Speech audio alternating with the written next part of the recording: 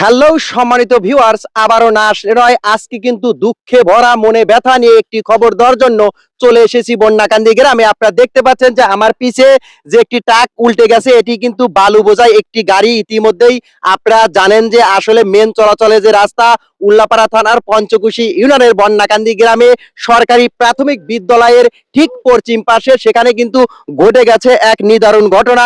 এখানে কিন্তু উল্টে গেছে একটি ট্রাক। দর্শক, কথা বলবো গাড়িতে যারা কাজে লিপ্ত ছিলেন সেই কাকার সাথে, যে আসলে এই দুর্ঘটনাটা কিভাবে ঘটে গেল। তো কাকার নাম কি? আমার নাম শান্তা। তা আপনি যে গাড়িতে আছিলেন, গাড়িটা কিভাবে দুর্ঘটনাটা ঘটে? গাড়িটা যে জায়গায় দুর্ঘটনা ঘটছে এর থেকে 20 গজ ফাঁকার থেকে গাড়িটা ব্রেক মিস করছে। ড্রাইভার কন্ট্রোল করতে পারে নাই। কন্ট্রোল করে না পারানে এনে এসে গাছে মারছে, গাছে বাম সাইডে নিয়ে গিয়ে ডান দিকে গাড়িটা ঘুরে গেছে।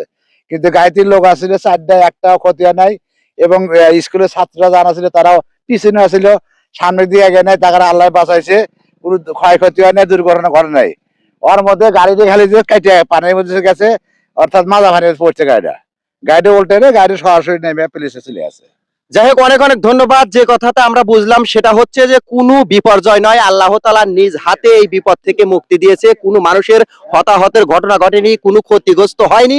গাড়ি মিসে, ব্রেক মিসের কারণে যে দুর্ঘটনা ঘটেছে এটা একটা স্বাভাবিক দৃশ্য এবং স্বাভাবিক কাজ, এবং অভিজ্ঞ ড্রাইভার ছাড়া এই গাড়িটা নিয়ন্ত্রণ করে এত দূর আনা সম্ভব হতো না। হতে পারতো বড় ধরনের কোনো বিপর্যয়, সে বিপর্যয় হয়নি।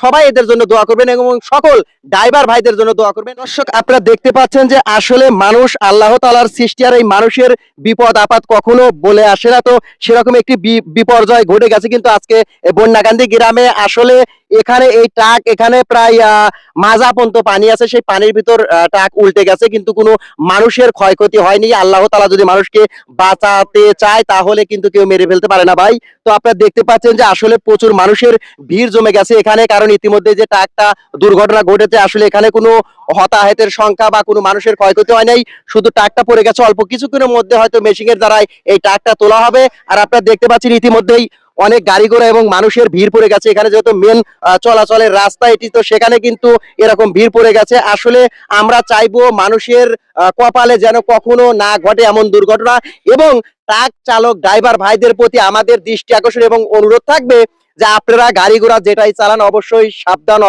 সাবধানতা অবলম্বন করবেন, এবং একটি দুর্ঘটনা কিন্তু সারা জীবনের কান্না, সারা জীবনের কান্নাতে পরিণত না হলে অবশ্যই সতর্কভাবে চালাবেন। বিপদ কখনো কাউকে বলে আসে না। আর আমরা শালম 0.2 ফেসবুক পেজ সকল সময় আপনাদের সাথে আছি, হাসি খুশি নিয়ে সকল খবরাখবর দিতে। আর এই ভিডিওটি দ্রুত শেয়ার কমেন্ট করে ছড়িয়ে দিন মানুষের মাধ্যমে, যেন সবাই সতর্ক হয়ে চলতে পারে সারা বাংলাদেশে।